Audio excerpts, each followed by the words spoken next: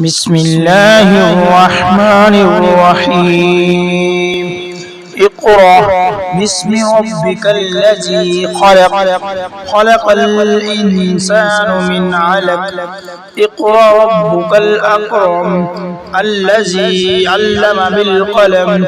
علم الإنسان ما لم يعلم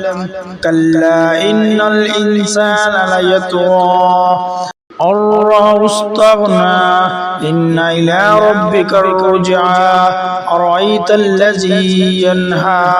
عبدا إذا صلى أرأيت إن كان على الهدى أو أمر بالتقوى أرأيت إن كذب وتولى ألم يعلم بأن الله يرى كلا لئن لم ينته لنسفعا بالناصية ناصية كاذبة خاطعة فليدع ناديه سندع الزبانية كلا لا تطعه واسجد واقترب